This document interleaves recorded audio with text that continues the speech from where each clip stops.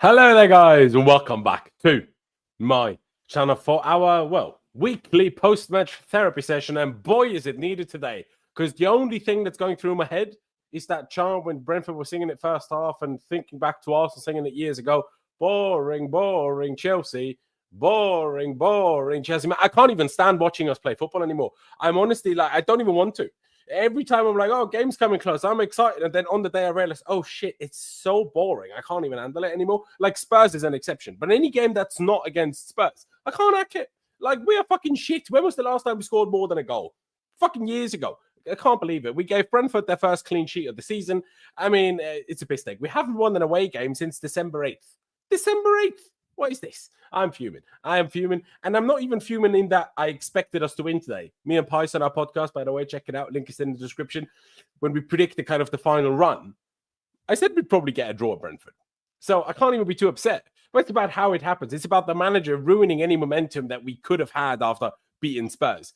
It's about picking a lineup that you're like, well, that's obviously not going to win. So you're completely relying on anything you bring on in the second half.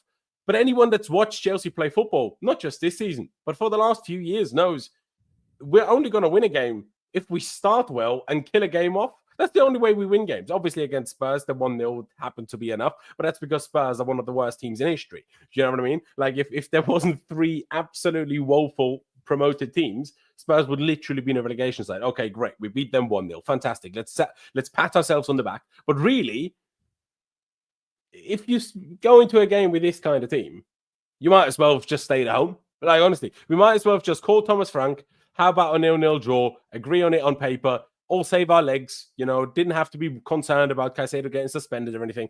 I'm so done with it, bro. I'm going to, because I think Ollie's usually more my wavelength on the days where I'm having a negative day. So I'm going to go to Bertram first, because he's usually our spark of optimism. I'm not sure whether he will be able to provide that today. But Bertram, first of all, thank you for joining us once again. I appreciate it. How do you feel after that? 0-0. There's nothing worse than a 0-0. I despise 0-0s. Honestly, I know like people said, oh yeah, but you know, bad teams and stuff. I actually love the idea by Gerard Piqué. When it's 0-0, neither team should get a point. Like, it's piss off. Like, 0-0. What do you mean? I just spent 2 hours of my Sunday afternoon watching this shit show. Oh man, Bertram, please bring some optimism if you've got any.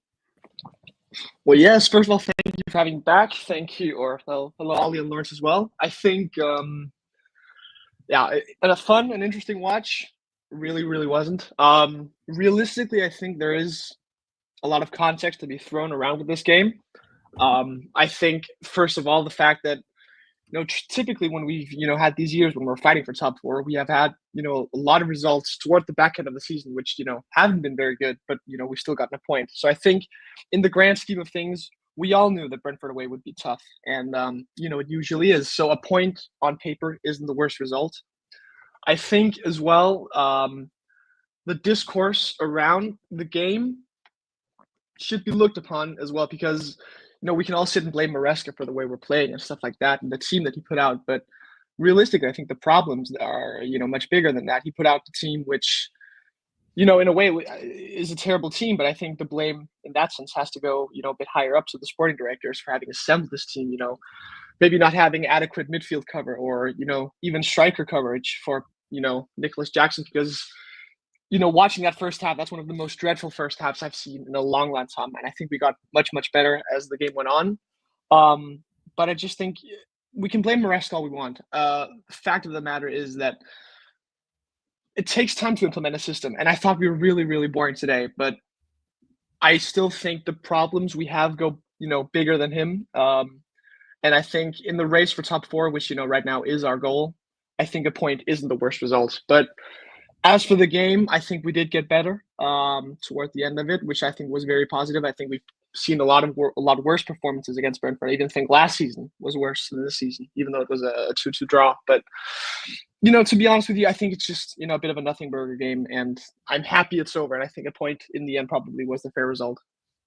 Yeah, I mean, I am very happy it's over. And I agree, the point was probably the fair result. But then I think about that header by Brentford when they had like 3-4 chances in the space of a minute and a half. That header, that's by far the biggest chance of the game for me. obviously you had that Palmer shot at the very, very end, but that would have been a moment of magic rather than that someone missed a sitter. Do you know what I mean, but Flecken had a couple of good saves as well toward the middle of the half.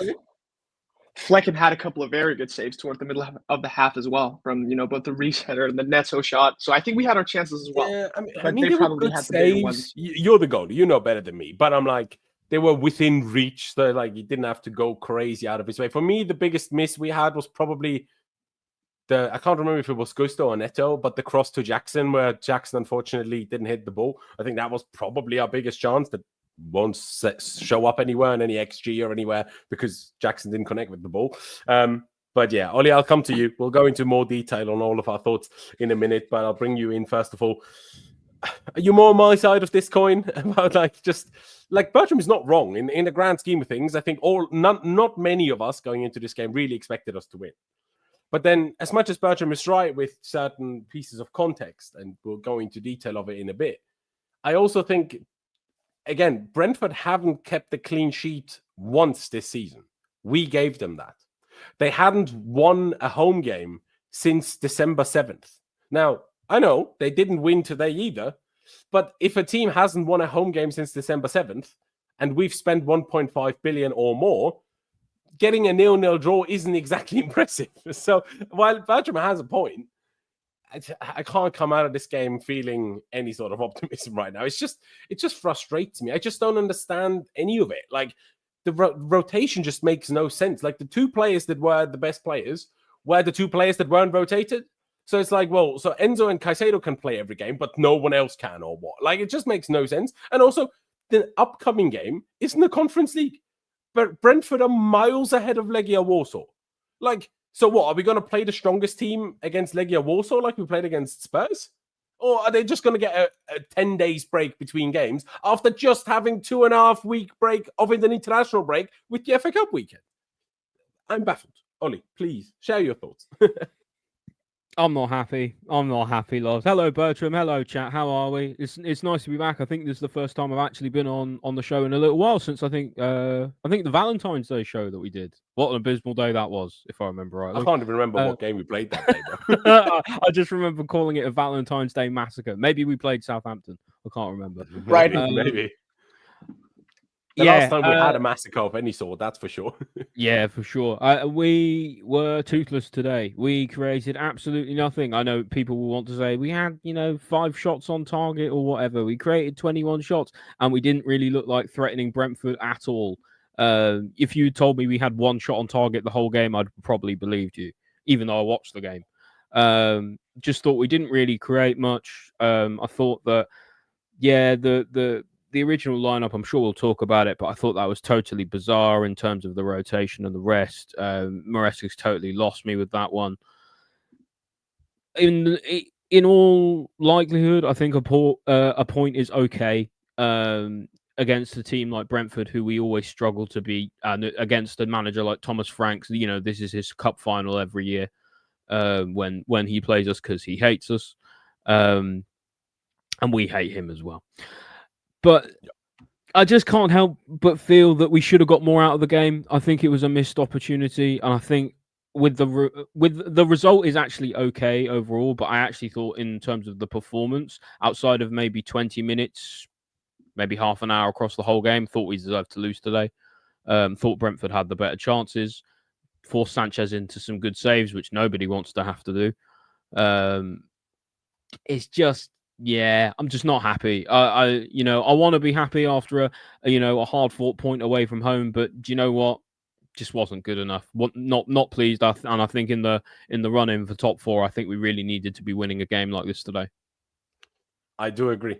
Now, ladies and gentlemen, some of you may not have been here after the Spurs game, so we have changed things up. We're not doing player ratings anymore. Just drags out a bit too long. After a while, it gets a bit boring. Sure, sometimes certain individuals, it's very exciting what we all think, but then some players, we just barely have an opinion. So, scrapping that, we'll all turn up with like 2 or 3 talking points, depending on the game, depending on how much we want to focus on, and then we'll deep dive into that. We'll obviously look at your thoughts from the live chat, and of course, take an overall, discussion on the game itself. Just to quickly head into the chat, the logo before we went live said we needed to win that. We just aren't very good.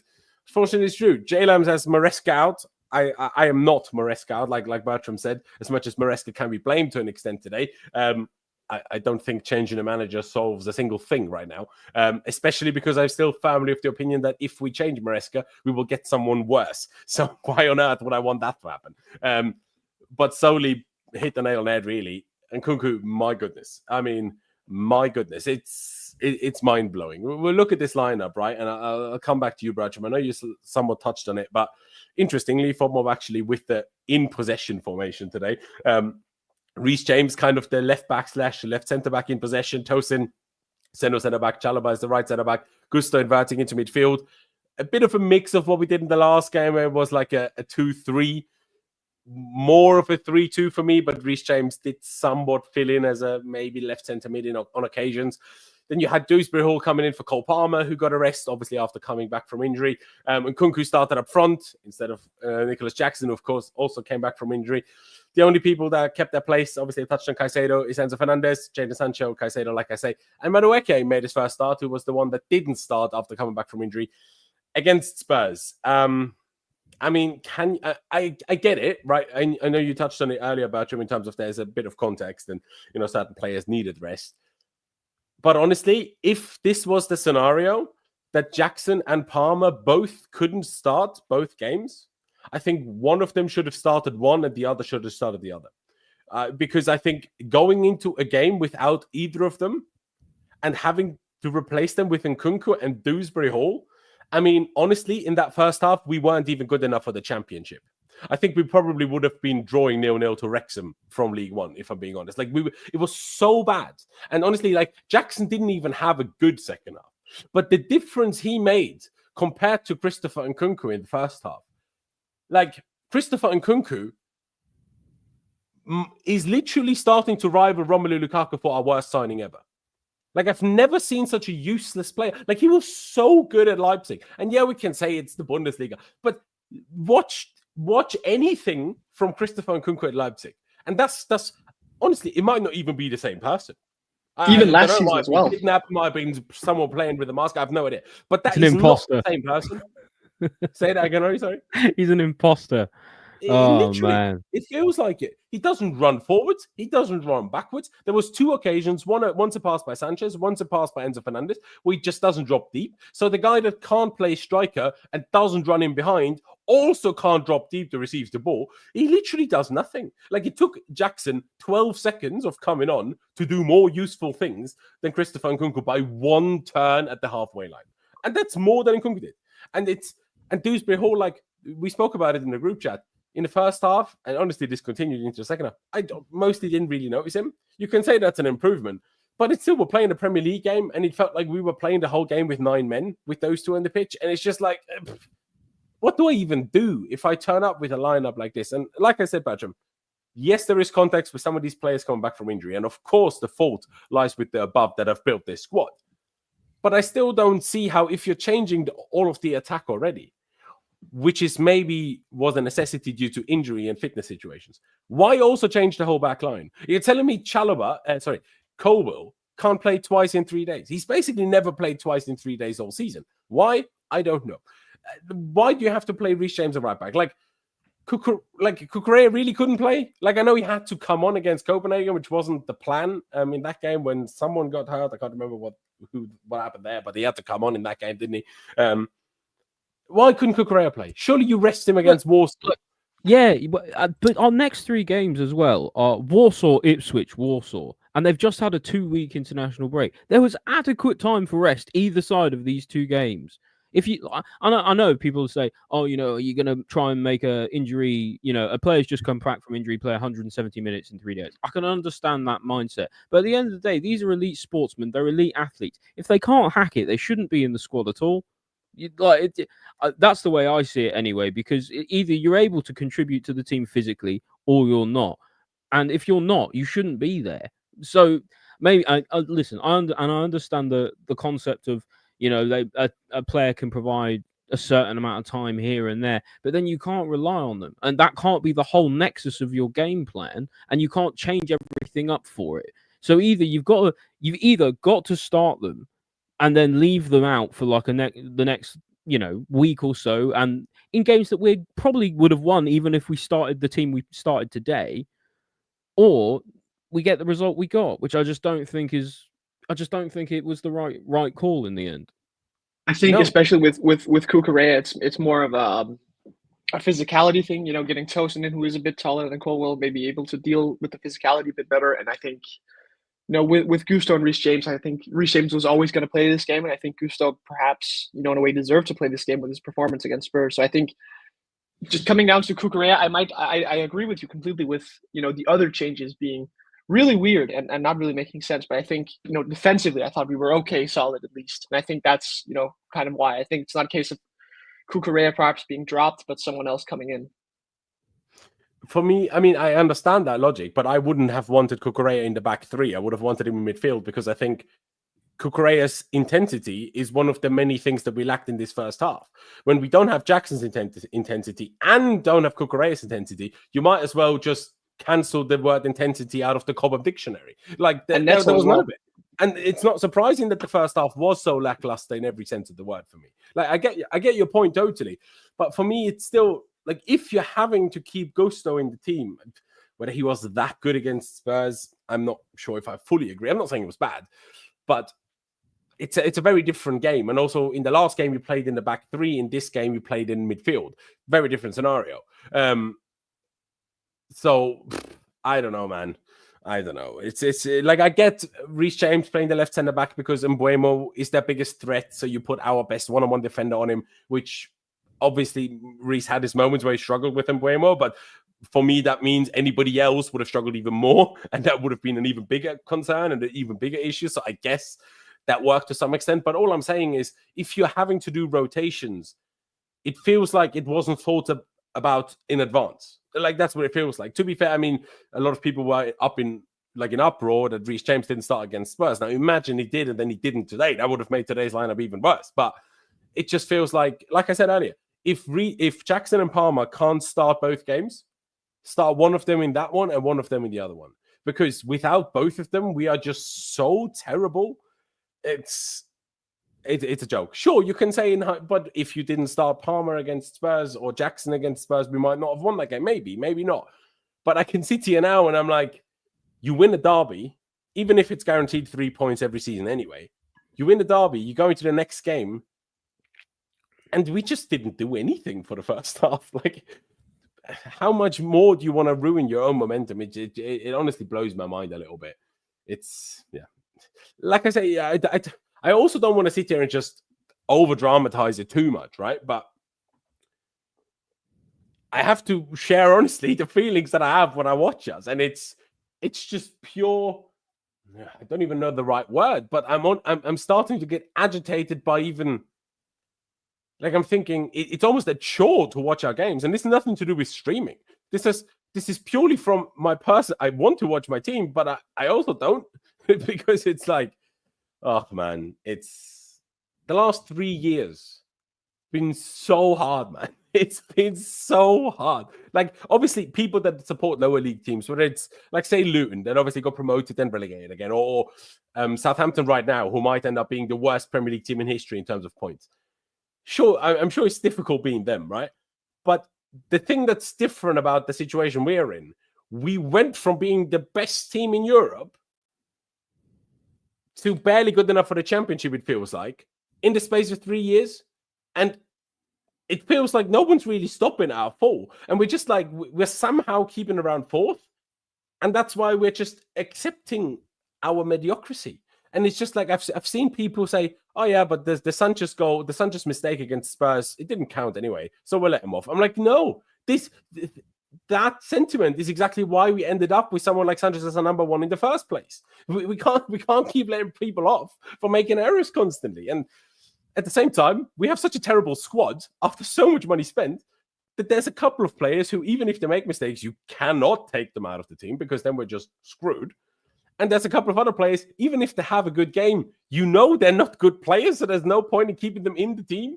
It really irks me. It really gets on my nerve. I touched on it already, but I just want to highlight it one more time because someone in the chat touched on it as well.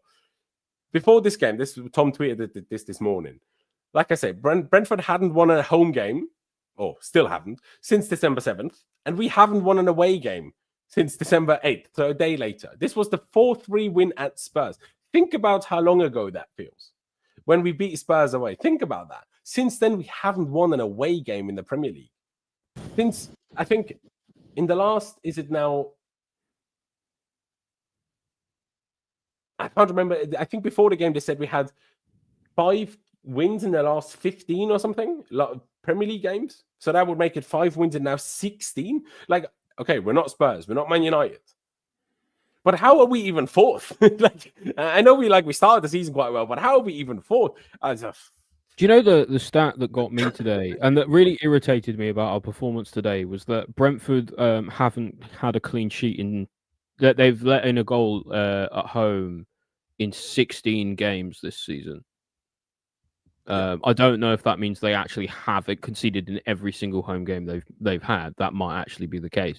So them getting a clean sheet at home for the first game all season against us is a massive indictment about how poor we were attacking wise today. Yeah, it really is. I mean, honestly, I opened the stats earlier and I was blown away to find out that we supposedly had a higher XG. I'm not sure how that's supposed to have happened. I mean, we had a lot of shots, I suppose. I guess it's just accumulation. But, oh, man. I mean, I guess it added up a little bit in the second half because, like Bertram Ollie touched on it as well, there was a period in the second half, like especially the first few minutes, and then also a little bit when Neto and Palmer came on, but there was a 20-25 minute period where we were pretty good, but just weren't getting the goal. But then it also started to be Brentford again. Like they started to hit us on the counter. Then we couldn't get out from their corners. It was dodgy every time. Sanchez had to make a couple of good saves. Like we had to get lucky about them messing up on a couple of occasions. Gusto got spun. Like, I don't know, got sent into absolute Narnia. It's tricky. Honestly, I'm where our 3 big chances are supposed to have come from. That's what I want to know. 3 big chances. What were these? But it's frustrating, man. It's frustrating. These are the types of games where I'm like, I know full well that it's not going to go well. But like I say, I can take a 1-1 draw as much as they hurt and as much as we've had too many. But a 0-0 is one of those games where I'm like I say, a 0-0 should get 0 points for both. I get it from a team like Brentford or Southampton or whatever. They would obviously disagree with this. Fair enough. But it just can't. It just simply cannot be like this. Ollie, like I say, we're gonna do talking points rather than doing player ratings individually. I go with you first. You kind of hinted at it already earlier. You just told me you want to speak about it being a missed opportunity.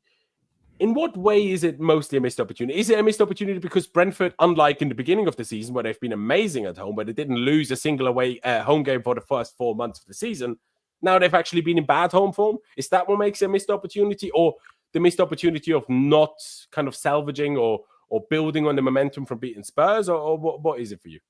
It's a mix of things. I think we have the squad personnel to be able to turn Brentford over. We did it earlier in the season. In fact, when we did it earlier in the season at home, it was one of our best performances of the season. Even though we only won, 1-0 or 2-1. We were absolutely dominant throughout that game, and we barely gave Brentford a sniff. So it was a missed opportunity in terms of making up, to that level of performance. It's a missed opportunity in terms of not gathering the momentum from the Spurs game, which was okay. Good result. Performance was, pretty good. A bit more of a sort of a positive vibe going around. Deserved to win that game.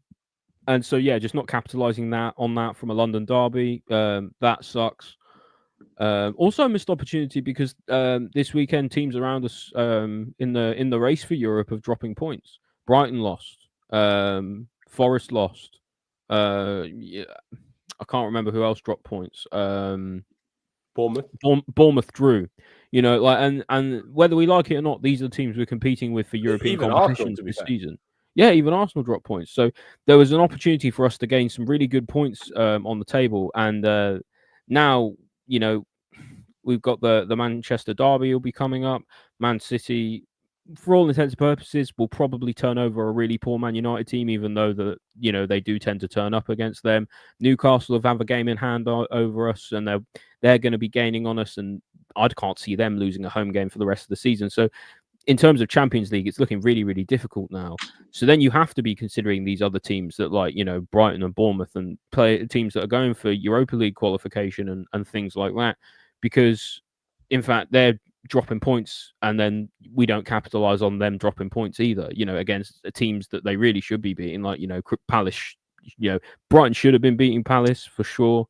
Bournemouth, who they play, West Ham, should have won that easily. And you know, so to see them struggle and then to see us not capitalize on it is a real headache. It really bothered me. Yeah, I mean, the fact that the Forest lost yesterday. Did Liverpool lose in the end, by the way? I don't know. Yeah. I didn't see. Yeah, Lost they lost 3-2. 3-2. You can see it on the side. Fair enough. So that does make it easier that Fulham bloody beaten Liverpool. How's that happen then? I mean, but the fact that Arsenal drop points, the fact that Forest drop points, if we win, at least Forest can be dragged back into this race, you know, and while for now in the last few weeks, it's felt more like the teams from 4th all the way down to 8th or 9th are fighting for 4th and 5th. But now, like, because Forest got points somewhat unexpectedly, well, to be fair, they played Villa, so it's not like super unexpectedly, but even still, we could have dragged them back into it because we were 5 points off them before this game. Had we won, we would have gone only 2 points off them. Now it's 4 points, so I guess we closed them down by 1. Yay. But it's just, it's frustrating left, right, and center. It's frustrating left, right, and center. Bertram, I'll switch it back over to you again, purely for the positive vibes. You said your first talking point is kind of the switch we made in the second half. And honestly, there was obviously a few things that we did in the second half. I didn't want to elaborate with you before we went live because I thought it'd be more interesting if you just explain your standpoint on stream. So what about the second half? Obviously, Nicholas Jackson came on at halftime. But what else happened for you that made the second half like a specific talking point? I think the best thing about the second half is the first half ended. I think that was absolutely dreadful. So it wouldn't be really difficult to like overtake it. But I think in general, just getting Nicholas Jackson on just to provide, you know, a body, to provide someone doing, you know, anything, because we had Nkunku before, who this is truly one of the most dreadful performances I've seen in Chelsea shirt for a long time, because you can't really, even though, you know, he's, you know, technically a forward, so it shouldn't, you know, cost us, just having such a lack of energy and, you know, physical presence up top just makes, you know, the Brentford defenders won't have to concentrate as much on him. So it kind of feels like they're, you know, an extra man in build-up and so on. So I just think getting Nicholas Jackson on, who I hope the reports of us, you know, accepting a bid for him, if one were to come in, are wrong, because even though he's not perfect, it just provided us with at least an outlet, some chaos to create. And other than that, I just think, as we touched upon, getting, you know, Cucurella on, getting Palmer on, Neto as well to provide some intensity, I think were all key factors in the fact that we played much better in the second half. But primarily, I think getting Nicholas Jackson on was you know, probably the main talking point. And I hope at least Maresca gave him a bollocking at halftime, because that was truly, truly dreadful. But I just, based on watching the game, I just think, you know, the overall feeling of the game, I think, you know, even in our group chat, which is historically very, very, very negative, at least these last couple of years, you know, us being positive as well, you know, speaks volumes. So I think playing the game in general, much, much better at that point. It's true. And like I say, I think the problematic part for me is that initially, obviously, the halftime change happens. Nicholas Jackson comes on, then Palmer and Neto come on. And like I say, it was good for a while. But it also, as soon as we hit the 75th minute, I was sat there thinking, we're still not going to score here, are we? Like, I just didn't feel like we would. And then obviously Brentford started to have those few chances, even though when you look at purely the second half stats, Brentford supposedly only had 1 shot on target. But honestly, there was that combination of 3-4 chances in the space of a minute and a half. Like, one was a corner, one was the shot on the counter. There was so many moments where one was went over the bar. For some reason, the guy decided to shoot or whatever. Like, they could have so easily scored a goal. And it felt like, to me, after that 20-25 minutes of us being good in the second half passed, it felt like if anyone was going to score, it was all Brentford again. And this is what frustrates me so much. It's like, you can have a bad first half, but why does it always take this long? Why does it need, like, you know how you said Bertram hopefully gave them halftime bollocking, but I'm like, did he give himself a halftime bollocking? because all of us, when we saw that lineup, knew what the first half was going to be like. So really, what was he going to give them a bollocking about? He goes to the mirror and he's like, "You fucking donkey! What have you done?" But it's true though. Like we think Nkunku up front, and then Dewsbury all in behind instead of Cole Palmer. Well, what was he expecting? Was he expecting? But we don't know why. Time? And then, but we don't know why he made the decisions he made, which I think you need to factor in. Go on. No, say again. Sorry. I think the thing is, we all knew it was a terrible lineup, but we don't know why he made it. So that's the only thing that can, because there are some times with Chelsea managers when I just think they must be brain dead in some way. Like there's like, I can't really think of an example off the top of my head, but sometimes, for example, in the Sarri season when we were all ticked, asking why we wouldn't switch Conte or Jorginho around when it didn't work, just things that are so obvious for us as fans, which we don't see. Or like, for example, when Ruben Loftus-Cheek and Callum Hudson-Odoi were breaking through, right? We could all see that they were pretty much our best winger, behind Hazard, and Loftus-Cheek was one of our best midfielders. But Sarri, just kept not starting them, and us from the outside, we couldn't understand why.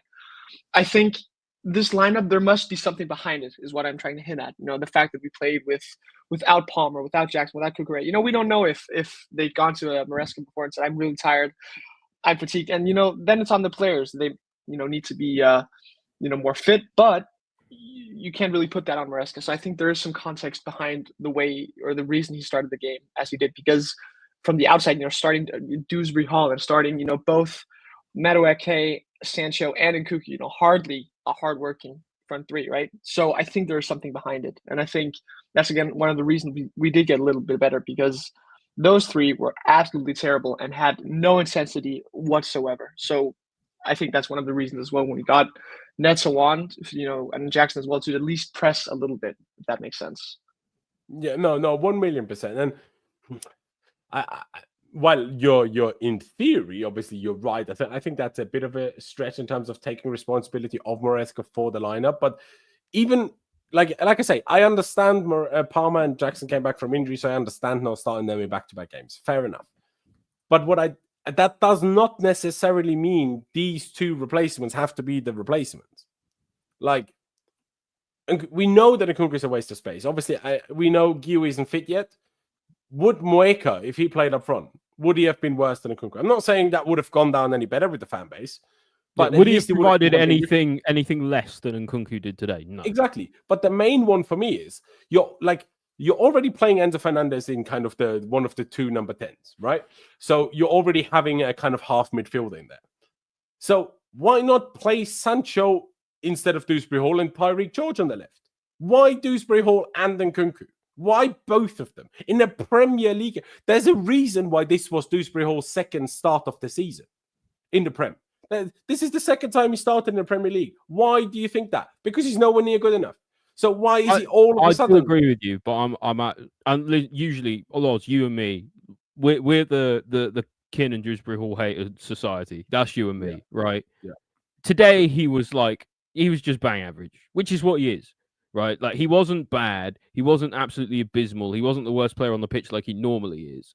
He just was there, and I think I don't know. For me, maybe I'm grasping at straws, right? But that feels like an upgrade on when he is literally the worst player on the pitch every time he's on it. So that's true, but I feel like him hiding from the game and therefore not looking bad does not that's like letting Sanchez off because the goal didn't count. Like, do you think he hit from the game? Because I thought he didn't try any difficult passes. He didn't try any dribblings. He didn't try to offer himself up for a ball when he was on the can't. Of course, no, that's fair enough. He's not Messi, is he? Palmer replacement. So that's why I'm saying, if you're playing him instead of Palmer, you need to give it to someone who can actually at least attempt to create something. It seemed more to me though, and I know it looks a little different on the pitch and in the formation and in possession, out of possession, whatever. But I always thought today that Enzo Fernandez was that player trying to do that, get in the box, create chances. I don't know what you would then call what Dewsbury Hall did today, but I don't know if it's fair to call him a Palmer replacement and then judge him to Palmer's standards. I mean, yeah, I suppose not. I mean, well, Well, I the just first think half average formation had Dewsbury Hall a lot higher than Enzo, but I I still just think agree he with was all you that right. Enzo was kind of given the creative Do you outlet. know But I feel like, the thing with him today? He wasn't the problem. That's the thing that that I've come away with Dewsbury Hall today, and like that for me with him is something because he is usually absolutely the problem, and today he just wasn't the problem. He wasn't a solution, but he wasn't the problem. okay, I mean, fair enough. But was any individual the problem other than Nkunku then, or is it then a collective Nkunku was issue? the biggest problem because we played so Sancho much and better. Maresca as well. Yeah, Sancho was probably a problem today. I thought he really struggled today. Gusto was a problem today, a big problem. Sanchez arguably was a big problem today. I think all of those players were more of a problem today than Dewsbury Hall was. And listen, I get that's baby steps for him because the bar is in hell. But like, I don't know. It's like maybe there's a reason to just like I don't know. Say he did okay. He like I'm not trying to praise him and say like he's amazing. He should start next game, but he did okay today. Yeah, I mean, I can't say I agree if I'm honest. I can't say fair. that I agree that Sancho was more of a problem. I mean, maybe in terms of our expectations, fair enough. But if Chelsea signed 45-year-old Joe Cole and played him, and we're like, he's not very good, but he's not good, so we can't blame him. It's like, well, still the fact that he's there is the problem, though. Yeah, no, like you're right. The fact he's in the squad at all is a massive issue. But he's here. What are you gonna do? Like he's here. Like that no one else is getting that game time. Lavia would have played today, but he's gone and injured himself again. I imagine, right? So but all that know. would have meant probably is that Caicedo would have gotten a rest.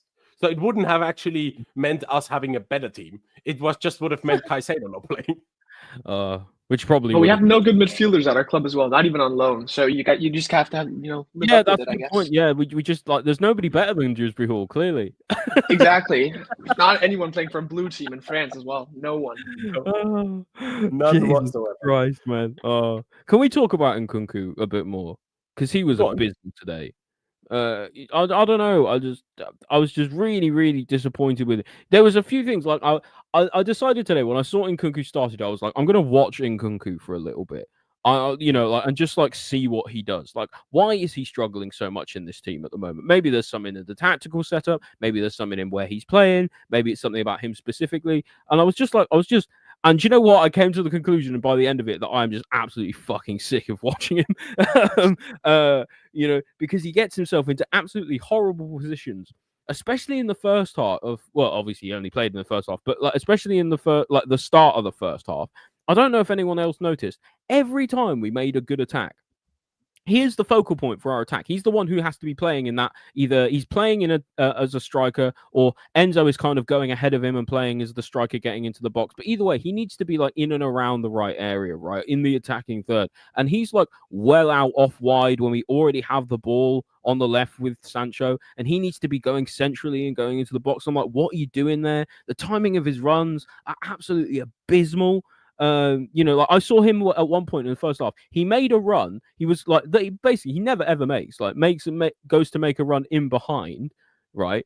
But he tried to make that run when Caicedo had the ball at his feet and he was turning away, like towards us, like towards his own goalkeeper. Why are you making that run there? And what on earth has convinced you? You've seen Caicedo turn around when you last looked at him, facing the opposite way, and you're like, this is the right moment to run in behind. Like you're like, well, what are you trying to do then? Because it just doesn't make any sense what he thinks he's doing right. And the other thing I noticed about him when I was watching him today is everyone around him was absolutely pissed with him. I saw Madueke was having a go at him. Enzo had a go at him. Sanchez had a go at him at one point. I saw that. There were so many players around him in the squad who are clearly sick of playing with him just as much as we are watching him. And so it's still baffling why he gets picked even on occasion now, even now that Jackson's back. Like for me, he wouldn't start a single second. He wouldn't play a single another second of football for this club. He is absolutely abysmal, absolutely irredeemably abysmal. Yeah, the thing is as well, by playing him, you're kind of speaking to this this way of playing. You just show that the lack of effort will reward you with more game time because of your name. Yeah, it's exactly true. And there's an interesting quote what did Maresca say before the game? He said, "I think that like the players I've picked out, I think are the right ones." Great. So he thought he looked at Nkunku and all of the effort that he has chosen not to put in over the last several months, and he's gone, yeah, that's who I want up front today. Fabulous, brilliant. Even put Neto up front ahead of him. Yeah. Yeah, but obviously Neto supposedly needed the rest as well. Don't know why. Most of the season wasn't even a starter, so I don't know why he needs a rest all of a sudden. But there you go. Supposedly they do. Now, Maresca spoke on Nkunku after the game. Now, I don't know if this quote is at all taken out of context or not. I'm judging and seeing exactly the same information as you are, guys. But Maresca said, Nkunku, I don't think it's a lack of effort. I see him every day and he's working well. Sometimes he wants to do more in the game and struggles a bit, but I don't think it's a lack of effort. Well, Mr. Maresca, if it's not a lack of effort, it's a lack of coaching by you. So I'd rather it's a lack of effort for your case, for your sake, if I'm honest, because if what Nkunku is doing is not a lack of effort, it's a lack of instruction by you. It's those two options. There's literally no other option. So I'm not sure if this is a smart idea of you to say it's not a lack of effort. Well, yeah, it might well be. Maybe he's say it's not a lack of effort. To be fair, he's not going to come out and say Nkunku, you were a lazy fuck today. I'm not starting you anymore because as much as everyone else is sick of him, I imagine even Maresca himself has enough self-preservation to be like, if Jackson somehow gets injured again, I am going to have to rely on him at least sometimes, and maybe in the Conference League or something. So he's better off not souring that relationship completely. But yeah, for him, it's another one of those things that comes out and you just feel like they're insulting the fans' intelligence when Maresca says things like this. Because we can all see it's a lack of effort. We can all see it, from Nkunku's part. And then we can all see it's a lack of effort on Maresca's part to fucking do something about it as well. So it's it feels like when Nkunku, everyone's given up. That his teammates have given up on him, the fans have given up on him, Maresca's probably given up on him, and even Nkunku himself has probably given up on himself. And on Chelsea as a whole. So at this point, it's just what do we have to gain by playing him anymore? But in the end, he did take him off at halftime as well. At least his actions speak louder than his words. I guess so. Yeah, that's a fair shout. But honestly, although I think in the post actions would have been taking him off even in the first half. I quickly saw one comment while I was just looking at my phone a minute ago that said that Maresca said that it was always the plan to take him off after either 45 or an hour. So I don't know. Maybe it's just another one of those Nkunku things. Look, we're back to seeing the Nkunku for Jackson substitution again, just in reverse today. I don't know. Yeah, I'm really not pleased with how I've seen Nkunku play lately. Well, I mean, actually, to be honest, I've been unhappy with watching Nkunku play for us for the last year and a half. Maybe for quite a while longer than a lot of other members in the Chelsea fan bases who for months and months and months, when he provided absolutely nothing and scored the odd goal in the Conference League, said he's our best finisher, he's our best attacker, and eventually now everyone's come around to seeing how useless he is. I haven't even seen him attempt a real finish in about half a year. Yeah. I haven't even seen him take a real shot from any situation, whether he's playing left wing, number 10, or striker. I've not even seen it. Honestly, there's so many things going through my mind when we talk about Nkunku. I know you said there, Ollie, you don't want to burn the bridges completely, and he's probably given up on himself. But I'm even if he's given up on his time at Chelsea and wants to leave badly, playing like this will just make that more difficult. So I'm even for his own sake, he needs to try harder to even have a chance of leaving in the summer. Because who the fuck is going to buy him like this? No one. Let alone for any, remotely the money that Chelsea will want for him. And that is what put us into this position in the first place. Because if Nkunku wasn't signed for so much money and so impossible to get rid of for any sort of money, then he would have been the one that would have left in January, not João Felix. Now, João Felix has had a terrible time at Milan. But before leaving, João Felix was doing a whole lot more than Nkunku was. Now, would I have been happy with João Felix up front today? No. And if João Felix had to play as striker the whole time while Jackson was injured, that wouldn't have gone very well either. Don't get me wrong. But at least he looked like trying. And whether it was for his own sake to save his own career or whether it was because he tried to care for Chelsea, it doesn't really matter. At least he seemed like he was trying. And Nkunku does not. And Ollie, what you spoke about in terms of the positioning, the positions that Nkunku takes up, like I tried to line it up, and there was one moment where he played it through nicely down the left. Sancho kind of had an opportunity for a cross or a cutback. And this is kind of like Sancho was somewhere here. And this was the rest of the positioning. Madueke was slowly trying to make it to the far post. Enzo was somewhere around here. And Nkunku was literally like... Yeah, and this is what I'm getting at. Like, Nkunku, if you are in that position, if you are the attacker, you have to be in the box. Because at the very least, even if like, listen, we crossed to absolutely nobody all day today, whether we had people in the box or not. But if at least you're in the box, you're dragging the defenders and you're opening up the space on the edge of the box for someone like Enzo or, God forbid, even Dewsbury Hall to do something. But when you're just hanging back like that, you're basically just giving the Brentford defenders a day off. You're giving them an easy time. Like he's not only is he not providing a threat, he's also not helping others provide a threat because he doesn't occupy any players. Like he doesn't occupy defenders. Do you know what, Loz? That position that you've even got him in there is generous. It was almost like at times him and like Dewsbury Hall was almost like a bit further back, and he was where Dewsbury Hall is. Yeah, that's kind of where he was.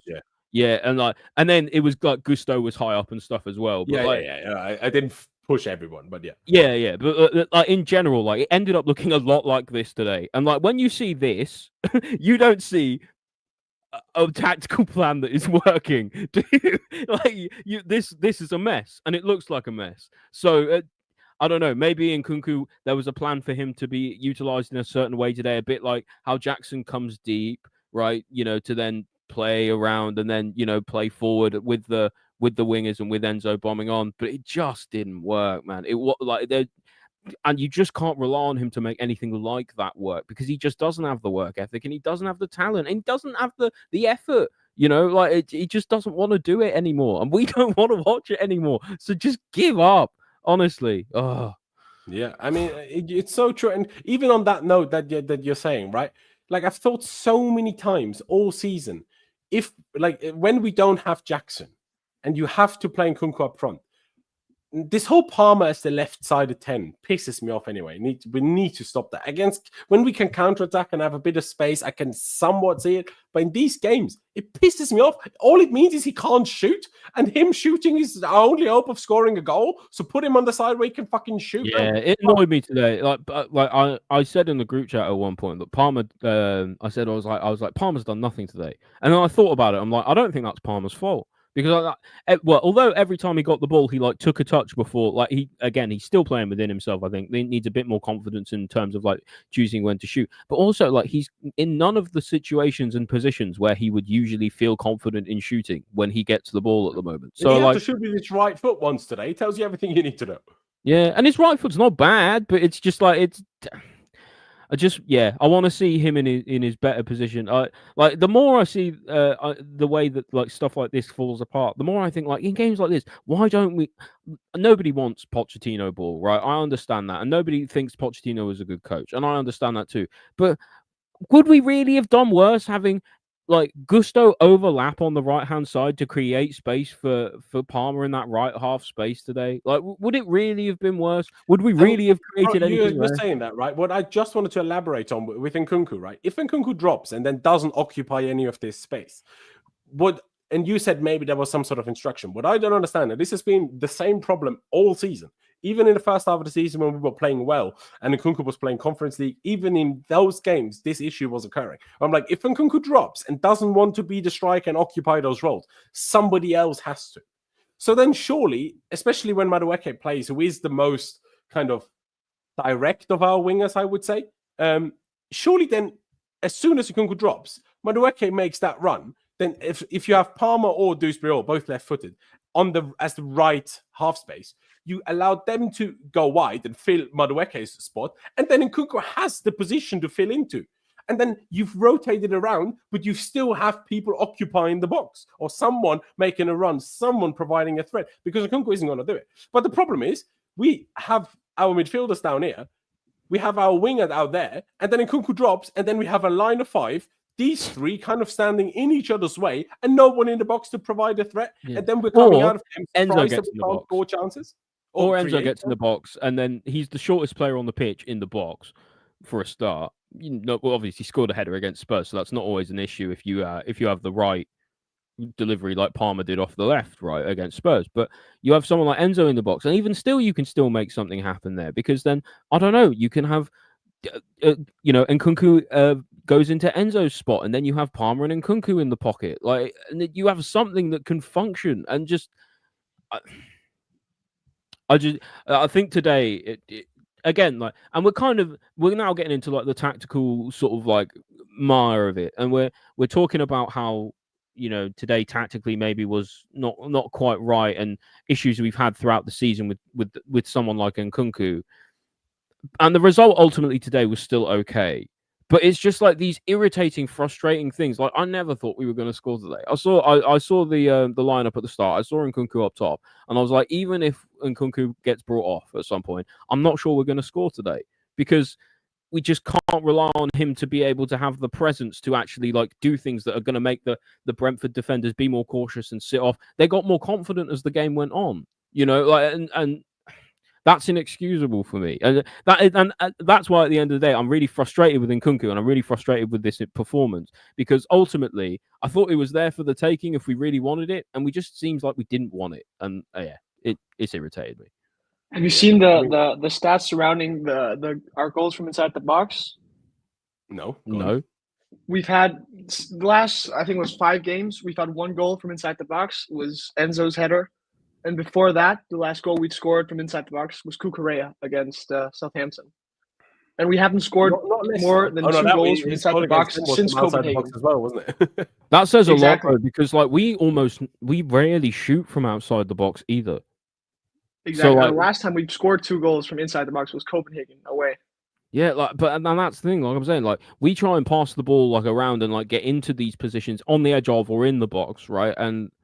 And if we've only scored a couple goals from inside the box in the last little while, we're not scoring them from outside the box to substitute for that, at least not very often. So exactly, but realistically, no team in the world is. You don't substitute goals from inside the box, outside the box. It's a lot more difficult to score from further out. Again, what like we're talking about here is like what's going wrong? Like what's happening here? Why does nobody want to get in the box? Why does nobody want to make anything happen? Yeah, and that's what I mean. Like again, Jackson didn't have the best game. I actually want to maybe touch on him a bit more detail in a second. But he was at least in the box like this. Maybe you can read it. I wanted to highlight this. Nkunku in the whole first half had 3 touches in the opposition box. 3. And you're the striker. That's the striker. Oh, you're the focal point for the attack. Absolutely brilliant. It's and his thing is like being good in tight spaces inside the box as well. So it's kind of the thing he's supposed to be good at. A couple of good goals that he did score for us were doing that, and now he's not even trying to be there. That's what I mean. Like a bit like Dewsbury. They're like, I don't know if it's like Bertram. Do you think why these kind of players aren't doing those things? Is it? I mean, in Dewsbury Hall's case, I can maybe accept he's played so little all season that he's obviously finding it difficult to get anywhere near his best, and even his best isn't good enough, so he's going to have a tough time. But Nkunku, as much as he's had a difficult time in terms of confidence, he's had minutes, man. Like, especially the last few weeks and months when Palmer and Jackson were injured, Nkunku started pretty much every game. And he was terrible in pretty much every game. So much so that we forced Maresca to choose Neto over him at striker, which was a breath of fresh air by comparison. Still kept him in the team. Yeah. Yeah, I none of it makes sense to me at the moment with Maresca and with his, especially and like the team selection and everything. Like it just didn't make any sense today. We could have gone for the throat today, and we could have been looking up at the table instead of behind us. And now we're looking behind us. Like we're by the end of the weekend we might be in 6th. But the thing is, when you touch upon it not making sense, it doesn't really make. There's a lot of things that don't make sense because. From the outside looking in, the players, I was looking at the Colwell interview last week when, it's clear for them that they want to play Champions League football as well because, they want to compete. And they keep speaking about how much they want it. And in a way, they should want it more than us fans should because they know as well that they're going to get, So they're going to get, probably a bonus. They're going to have an opportunity to play with better almost teammates. all of them are which they can literally going to sign. get a pay rise because we have Exactly. incentivized contracts that if we qualify for the Champions League, they have a higher base contract. And they get to play with better players, play in a better competition. So I think sometimes it's not a lack of a favored. I think in Nkunku's case, I really don't know, because in a way, either he's gonna, play for us and, fight first place, get to play in the Champions League, or, he's trying to put himself in the shop window and get a move. And I think in his head, he looks like a player that's gone, in my opinion. I think he knows he's probably going to get an offer from somewhere, maybe Germany, maybe France, go there, get, maybe a pay rise. I don't know. He looks like a player that's done, because, Ollie, You're right, touched though. upon You're the right, fact though, that you Bertram. thought He is putting himself in the shop window because he looks like a mannequin most of the time. that is true. That is true. But he played, a mannequin would probably be more of a box threat as well. But I think even last season when we watched him play, toward the end, when he probably wasn't physically, in the shape that he should be in now, but at least he was always a threat. The Brighton game we played with Poch, he scored. He had a couple of other chances, and even in the start of the season, he was dangerous when he played. The Bournemouth goal, which was a massive for us. Maybe he didn't play his best game, but he was always dangerous. He was always, in the area. And now he just, in my opinion, when I watch him play, I think maybe it's tactically something from Maresca saying don't be in the box. But when I see him, I see a player that he knows he's gone. No, 100% does he know he's gone. But I mean, if he has that confidence, I will get an offer. I mean, I would love to have that kind of confidence in myself, if I'm honest, because I have no idea where that comes from. Like, literally not a clue. It's like Ross said here, he can't hold the ball up either. Like, oh my God. Like, there was even a moment where Sancho held the ball up. Sancho was like fighting with his whole body against the centre back, trying to push him over. And when he made that run into kind of being the kind of the furthest forward player in the central areas, and even he could do it. But flipping Nkunku, but the thing is, and this is what shows you how not bothered he is. He had 14 out of 14 accurate passes, but that doesn't mean he had a good game. That means every time he got the ball, he laid it off 2 meters again because he doesn't even want it. That's all that means, because otherwise you don't have 14 out of 14 passes as a striker if you actually try to do something. Like, you just do not. And like, it's usually often for Caicedo, for Enzo Fernandez, even for Palmer, we praise it when they have great passing accuracy. But I don't want the striker to have 100% passing accuracy. All that means is that they didn't do anything. And it really, really is infuriating. I mean, we've spoken a lot about Nkunku. I touched on Nicholas Jackson earlier, but I want to touch on him again. I said it after Spurs. I say it again today. It's so good to have him back, but it's also so shocking how much of a difference one player can make. Like, we were like a completely, I know we still didn't score, but we still looked like a completely different team in the second half. As soon as Jackson came on, the run over the top onto Enzo Fernandez's pass, the one turn on the break. He was like near the, between the halfway line and their own box at the sideline, winning the ball back, winning a foul, helping us, contain pressure, helping us relieve pressure. He was just doing his bit. And Nkunku just doesn't do his bit. And I just it infuriates me on so many levels. It infuriates me with the manager. It infuriates me with the captain. It infuriates me with the sporting directors. How can all of these people sit there watching Nkunku do this week in, week out, since Palmer and Jackson got injured, since when Nkunku has pretty much played every game, at least some minutes? Why are they not all bollocking him? I can't believe it. Like, imagine John Terry would have slapped him every day coming into training until he started working harder. Like, we need to lock him up somewhere in some sort of shed until he starts doing something. Is it like, what? How can you not do something? And then Jackson, sometimes I'm wondering if Jackson playing in honestly an average team is making Jackson look worse than he is, or if the other options to Jackson is making Jackson look way better than he actually is, because Jackson doing the bare minimum already makes him look like Messi compared to the other players at the club. So, because, like I touched on it, for me, the biggest chance we had today was when Jackson didn't get on the end of a cross because he timed his shooting wrong and he hit miss thin air. Or when he was through and then he tried to shoot and then he scuffed it so badly, put it 5 yards wide. Like, he still can't shoot to save his life. He really can't. But he's great at everything else.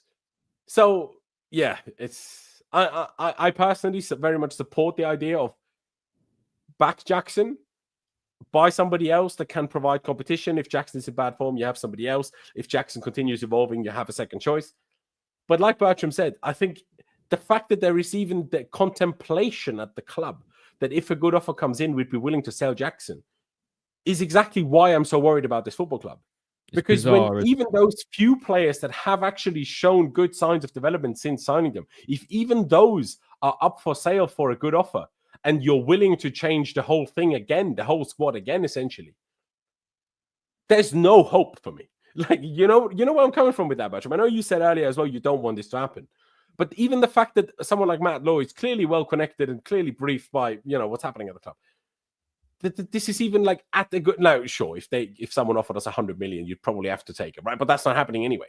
But what this club needs, and I keep on saying this, all we need is some continuity and some stability. That's the only thing that will save us. The last thing we need to do this summer is make too many signings and sell too many players. That's the very, very, very last thing we need to do. It's the exact thing we're going to do. Exactly. The only caveat I have to selling Jackson is if we get Isak. But we're not getting Isak. Yeah, but even then, as a backup or even as a left winger, I think he provides so much. I think he's proven to be such a good player, or at least offering us something different. So selling him, I think the thing with Matt Lau was purely an opinion. I think how he reached that conclusion is anyone's guess. I think that's important to state as well. It's not something he's reporting; it's kind of an opinion.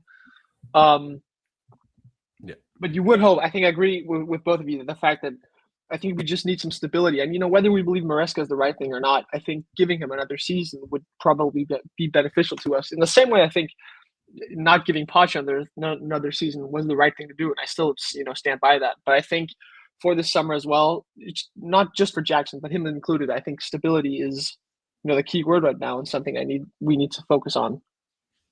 100%. Now, Bertram, you're speaking already. You have another kind of somewhat positive thing to bring up. So please do bring it up. I think it's a positive thing anyway. You just told me you want to speak about Reece James. What about Reece James do you want to speak about, bro? I think just in general, his having him back at least, for a couple of minutes was very, very good. I think the way he dealt with Wissa was very good. I think it speaks volumes to the fact that realistically, their biggest chances came when he was taken off.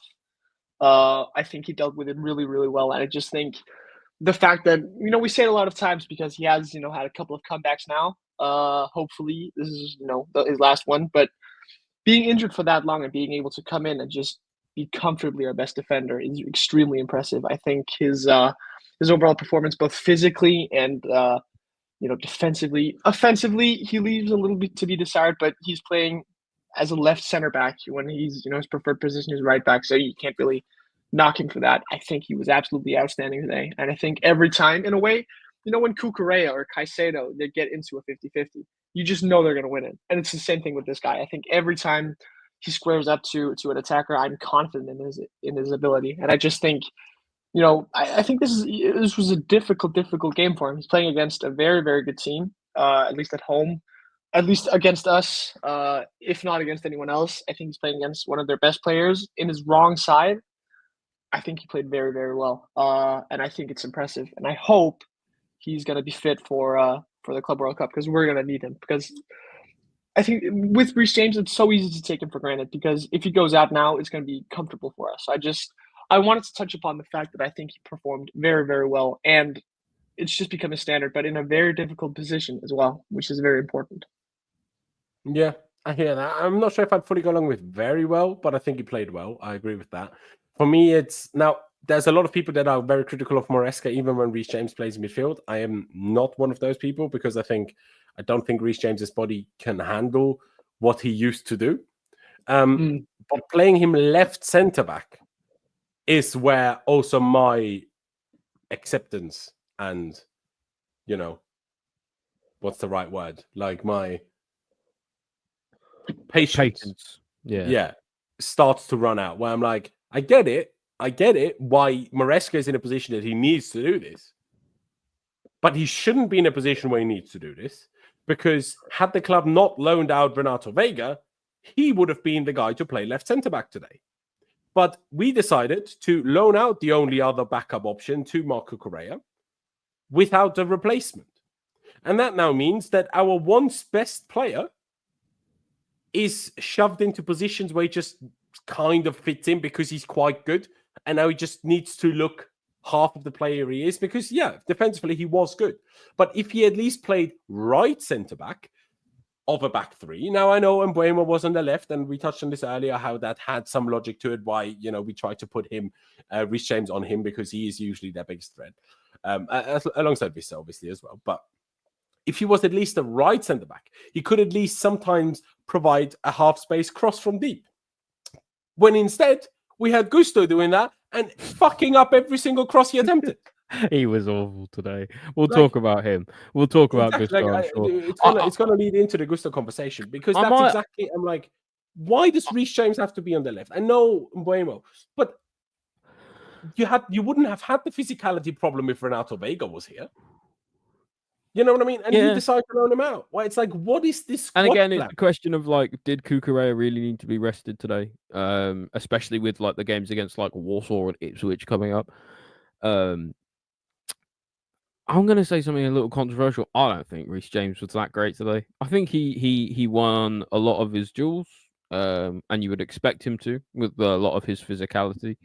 I think there were moments when Mbuemo absolutely cooked him, like down that right hand side, especially for pace. I think people need to maybe slightly reevaluate how good Reece James is as a wide defender. And that's a kind of scary thing to say because it sounds controversial. But what I mean by that is people still haven't quite cottoned on that Reece James has lost half a yard of pace. Not only before was he like probably as fast as anyone who was going up against him, like a dead acceleration, right? So, like the thing a winger has to do is beat their fullback most of the time. And Reece James made it so it didn't really matter who you were, you couldn't get past him. Because he was quick enough and he was strong enough. So you couldn't get past him in kind of either sense.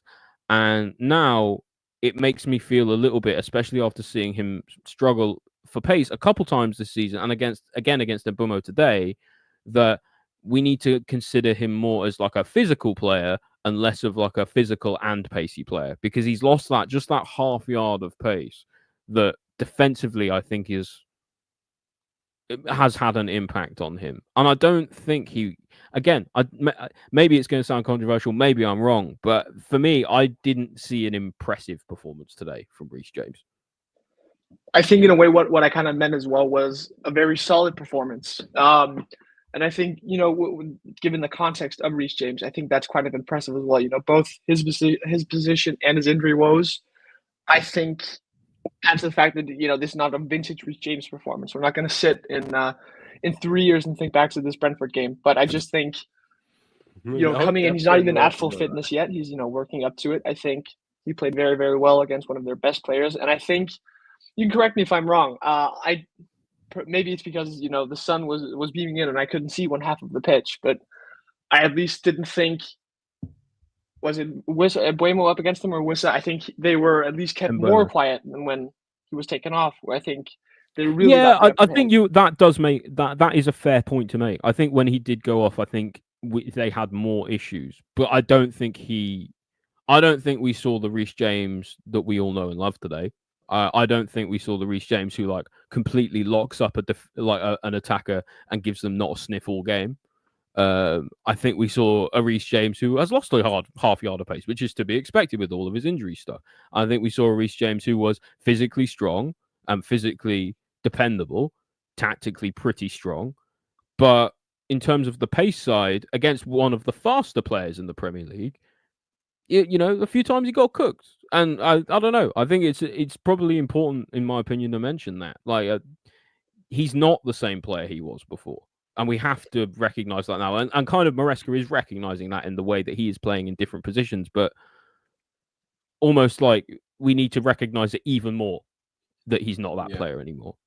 I'm somewhere in the middle of you two in terms of Reece James. Because on the one hand, I think, yes, he has, so relatively obviously lost half a yard of acceleration. I don't think in sprint speed it's I've noticed a big difference, if I'm honest, but in acceleration. But what I think is a big difference is, number one, do you think Cafu would have been as good at left back? Do you think Roberto Carlos would have been as good at right back? Do you think Carvajal would be as good as left back as he's at right back?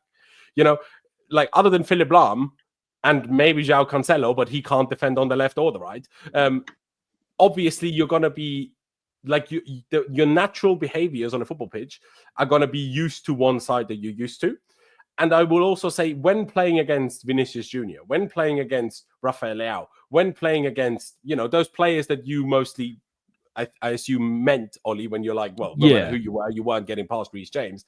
I think in those games, Reece James, especially against Vinicius, Reece played a different game in the get-go because Reece knew Vinicius is faster than me. So I stand off half a yard or a yard to give myself that extra half a yard so I can keep up and then hold him with my strength so he doesn't get past me. Now, first of all, do you want him to do it against Mbuemo? I don't think you do. But also, of course, the man has barely played football for 2.5 years. It would be utterly ridiculous if he was the exact same player as he was before that. And I still think, even being fit for a month or 2 or 3, a player like Reece James with so many injuries needs to be fit for 4, 5, 6 months to be even remotely close to physically the same level he was before the injuries. That point would probably never come again, if I'm honest.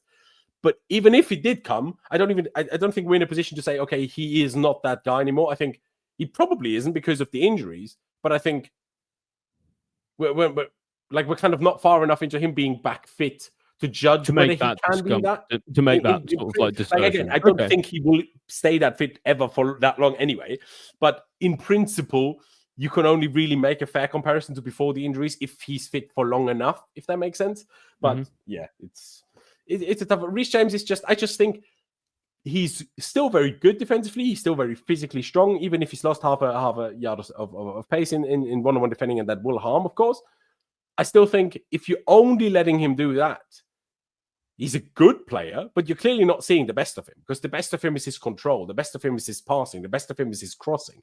And the best of him for me, he was always fairly quick and he could deal with, but I never felt like he was, I don't know, he wasn't Ben Chilwell kind of quick, Or he wasn't Kyle Walker, was he? No, exactly. He wasn't Kyle Walker. So his best abilities were on the ball. So if you're putting him at left centre-back, well, yeah, you're obviously not going to see that. You know what I mean? So that's why my frustrations come in, where I'm like, yeah, well, it's just terrible squad planning from top to bottom. And it's just that we're even in this kind of position with players like Reece James, with Nkunku, with, Dewsbury. That's the problem in and of itself. We can blame Maresca, we can blame this, we can blame that. But essentially, it's all the squad. Like the principal issues all come from the squad building, the kind of signings we've made. I kind of wanted to lead this Reece James into the Gusto chat. You kind of touched on him earlier already, Ollie. Gusto, man. I mean, Bertram said he had a relatively good game against Spurs. Yeah, he was okay. I just think Spurs was so bad that honestly, you could have. I think people aren't judging. People aren't looking at that game for what it was. I think Spurs are the easiest game we've played this season, other than Southampton. Yeah. Name an easier game we've played. No, you're 100% right. Right. So maybe Noah. Yeah, maybe no, maybe just maybe. But yeah, I think in terms of the performance from that game to this game, I think people are because it's Spurs and it's understandable that people were gonna get a little carried away. I thought it still created good momentum for today, which we squandered, but I didn't think the result was good. The performance was okay in that game, considering the opposition. But yeah, Gusto is Gusto. I mean, not for the first time and probably not for the last time, proves that he just can't invert. Every time I see him in the final third, I get a headache. Every time I see him about to shoot, I get a headache. Every time I see him about to do a cross, it gives me an aneurysm. And I don't know what's wrong with him at the moment. Maybe there's a confidence question there. Maybe it's also that he's being asked to do something that he just physically cannot do. But the thing is, he was a midfielder in his youth days, so he should be able to. Maybe there was a reason he was moved to fullback, right? And for me, the thing with Gusto is it's the thing you can always rely on Gusto for is he has a really, really good control of the ball. His decision making at least in the defensive half, is pretty good, and his technique is good enough. And he's quick. I think for me, Yeah, that's his and he's got a good burst of speed.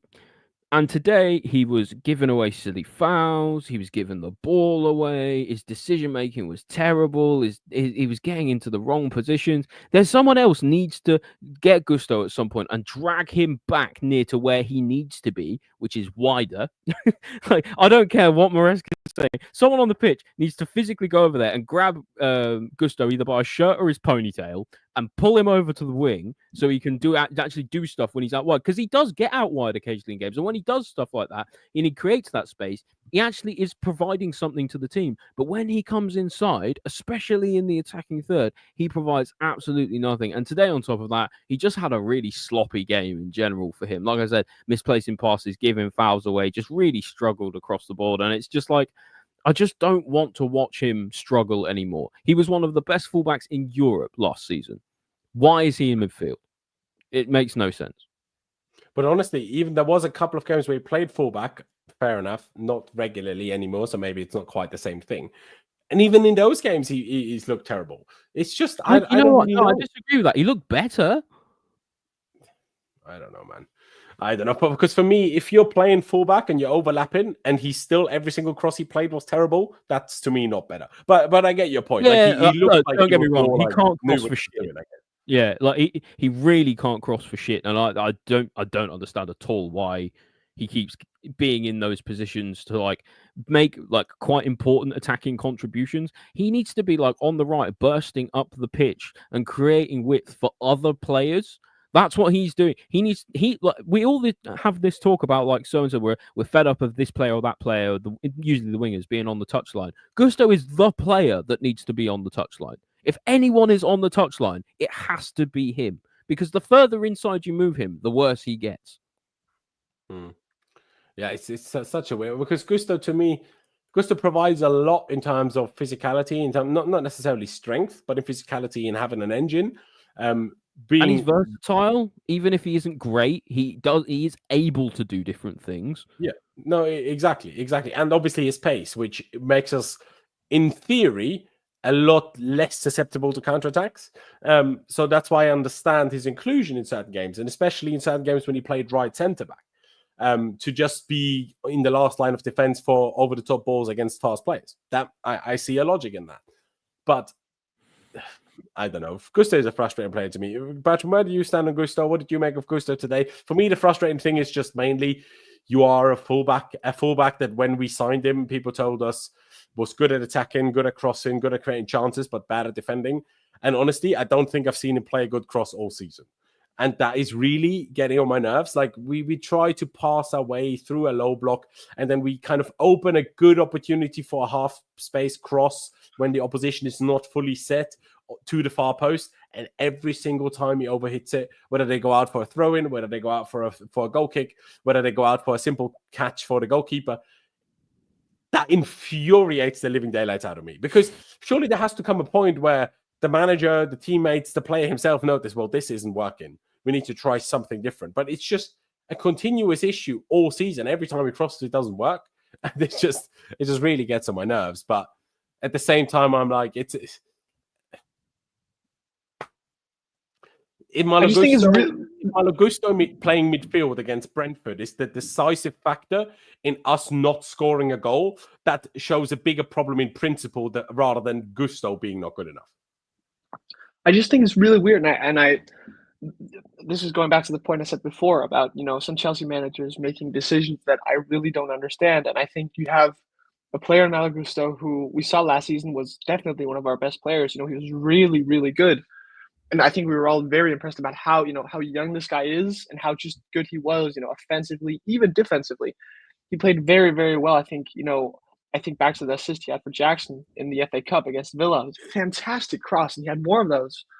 And I just find it really, really weird that Maresca's come in and he's, we're still playing the inverted fullback thing, but we've switched it around, which I don't think, gets the best out of us always. I think having, Cucurella invert and having Malo Gusto, even though it is a bit more offensive perhaps than, it should be, I just think it gives us so much. And I think, the fact that we've made this, switch, I just can't see the logic behind it because sure, he can play midfield, he can physically stand there. So can Kieran Dewsbury-Hall, but it doesn't really, make sense. Yeah. So I just but you know that it has various reasons, right? Number one, obviously it depends on who's fit and who's playing. Sometimes Cucurella is in midfield, sometimes he isn't. But the problem is obviously we don't have a single centre back that is capable of defending left areas on the left. Coble can't do it, Badiashile can't do it, and we got rid of Renato Vega, but he couldn't do it really well anyway either. And then for the right hand side, Chalobah is okay since we recalled him, but before that we didn't have anyone that could do it other than Fofana, and he's permanently injured. So first half of the season, remember how often we had Disasi play there when Gusto was also injured? So okay, nowadays at least it's Chalobah instead of Disasi, but it's essentially the problem that we have only a couple of players that can do the specific roles we need them. For example, the right centre-back, we really only have Wesley Fofana that can truly do it how Maresca needs him to do it. None of the others can do it the way Fofana does. And for left centre-back, honestly, we don't have anyone that can do it the way Maresca needs it to, because Cucurella has the height problem, and you saw it at the end when he came on, how all of a sudden Bournemouth were all of a sudden an aerial threat, which they weren't much before, other than when once Reece James misjudged the cross early in the game. But then when you put Cucurella into the centre-back 3, then you also miss his intensity in midfield.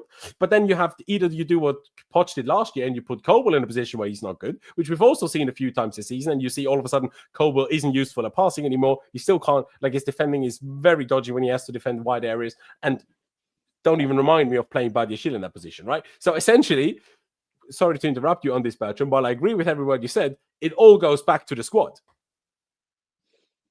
I think you make a very, very good point. And I think actually that it does make sense. And it's the best point I've heard, regarding the fact why we don't play him in his offensive position. I think it's something we need to look to do, because I think either we, continue with this and we sell him, which I think is a very, very bad idea because he's such a talented player. But also I think we need to, as you touched upon as well, our squad building needs to either be focused on having players that are very good in the positions we need, or we need to switch the system up, and then you need to make the decision of what's most important. Because I really think Malo Gusto in this system is a fine player. We can find better. I just think he's kind of a waste in the system. But I think what you said makes a lot of sense. I think he's kind of he's been our sacrificial lamb in a way, because we're sacrificing his talents for, the talents of, as you said before, Cucurella playing left center back. The thing is that's not the only thing we're sacrificing it for, because at the moment we've got our fullback. The goal of the fullback, the inverting fullback, is to then isolate the winger wide, high and wide, 1v1. But our wingers are really struggling as well at the moment. So we're almost swapping the problems. We're swapping the players around from where they need to be, and it's causing issues for no reason. Because, like I said, Gusto should be the one who's high and wide. Wingers should be the one coming inside. And at the moment, our wingers are staying really high and wide. And when they do come inside, they're really struggling because they're doubled up on, because we can't seem to get the ball out to them quick enough. And then when the ball comes inside and it's to someone like Gusto, he can't convert anything like that because he's not very good in the attack. So we've almost got the problem where and as well, we're kind of taking away from a lot of Gusto's better defensive attributes as well by having him move into midfield and do what he does out wide at right back in midfield, where it doesn't always quite work the same. And it just feels like it's all, again, Loz is right. It goes down to the squad, and it comes down to the way that we're using it, and probably a little bit the way that Maresca is deciding to use the squad as well. But it's just not working for him at the moment. No. And sometimes I still feel like, well, we're currently fourth. If City win, we drop down to fifth. But so is it that bad? But yeah, I mean, I'm not as sure if, okay, you put Palm on the right wing and you let Gusto overlap, if that solves any issues, if I'm honest. But I still see your point to an extent. But what it makes me think is, think about all the positions also for Reece James now, but all the positions that Gusto has played. He's played right back, he's played right centre back, he's played right back inverting into midfield, he's played right back inverting into midfield in a double pivot, he's played right back inverting into right centre mid, he's played left back inverting into left number 10 earlier in the season, if you remember. He's played left back inverting into left double pivot.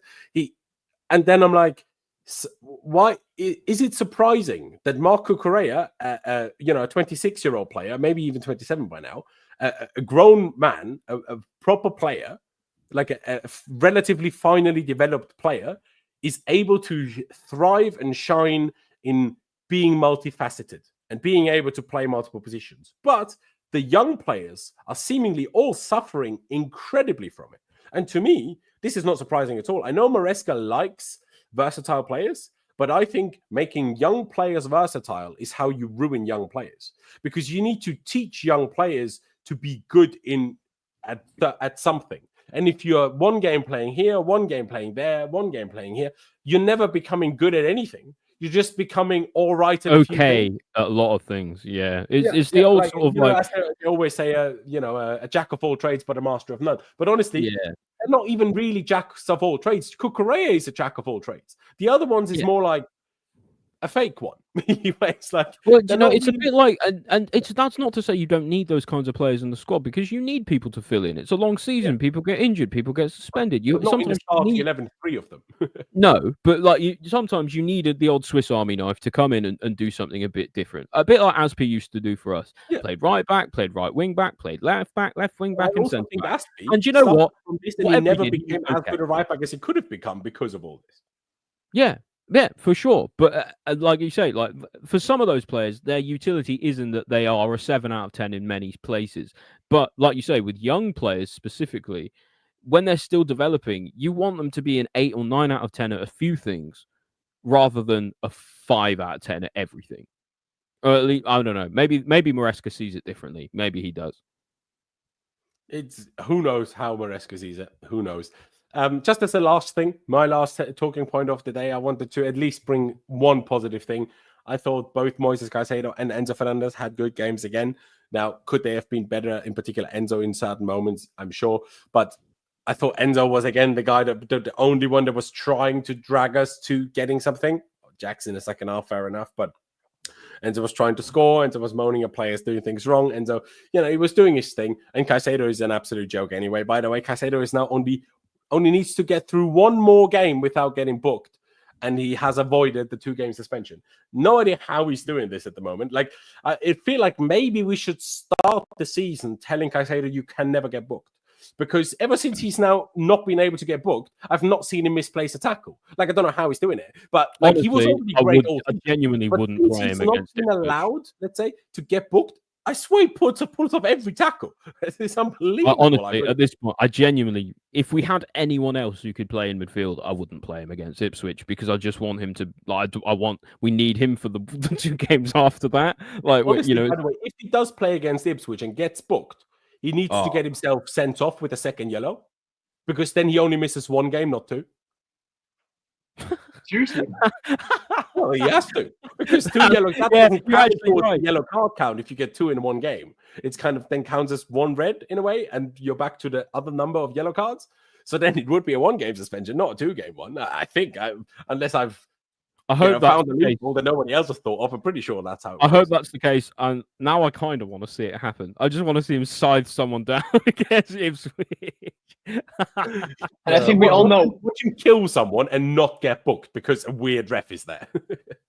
We all know he's going to get a booking at like last minute for a perfectly fine tackle, but because they don't believe he'll win it, arguing with the ref. you know what's probably going to happen? We're going to be 1-0 up against Ipswich, 88th minute. Maresca takes him off. Caicedo walks off a bit too slowly. Ref books him. Something stupid like that. But yeah, just as a one positive pick. It's not I say it is not surprising. We moaned about it for 2 years, but surprise, surprise, the 2 players we signed for 220 million are the 2 players that actually do well. whether they're playing in the best team or whether they're playing in the rotated team, they're the 2 constants, because we don't have any other midfielders, and they're the only 2 that seem to turn up at least to a 7.5 out of 10 every week. So yeah, at least shout out those 2. If shout out to nobody else. Maybe Bertram first. Do you want to say something on Caicedo and Enzo? Do you agree? Do you disagree? Just think they're put in very, very good before. I think that Caicedo's been doing it more consistently, but I'm very happy to see Enzo do it as well.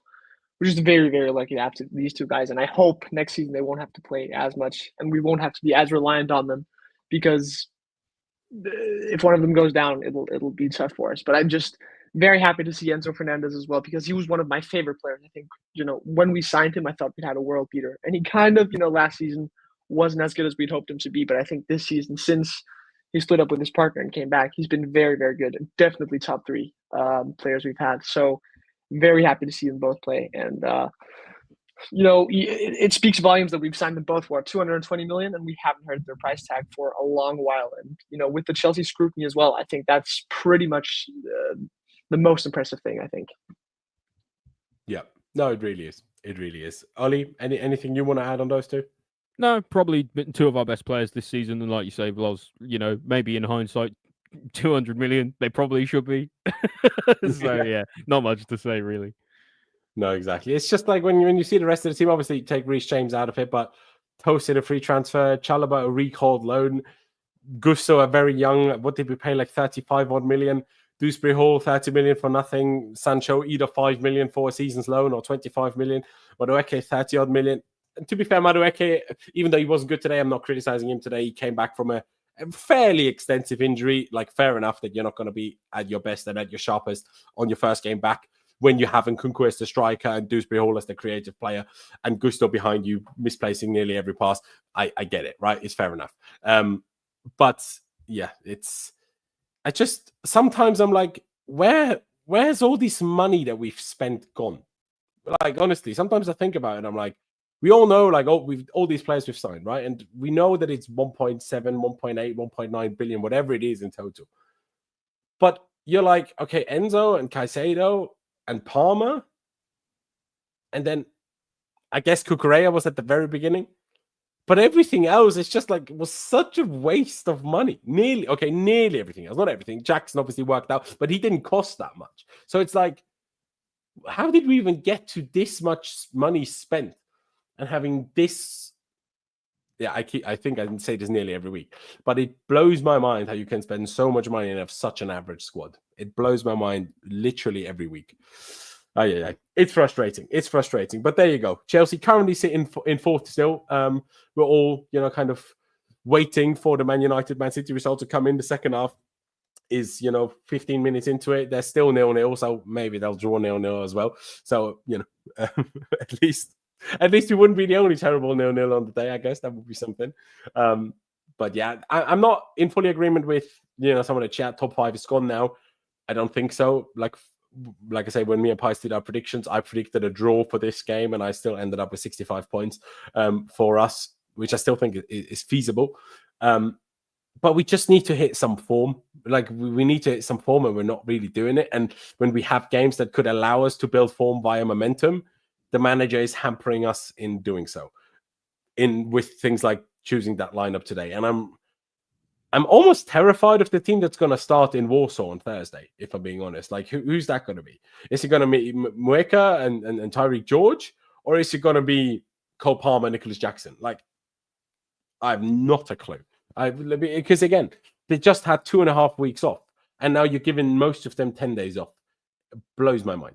Absolutely blows my mind. But yeah, ladies and gentlemen, please do check out Ollie's podcast at the Bridge Pod. Link is down in the description. Check him out on Twitter. On screen. Ollie J. Carpenter. You can see it there. Bertram isn't particularly active on Twitter, but if you want to follow him, it twice with the phenomenal @ link is down in the description as well. Of course, if you have not already, please be sure to subscribe. Hit the like button on your way out. It would be massively appreciated. And as always, thank you guys for watching. Up the Chelsea, upwards and onwards, and we will see you next time.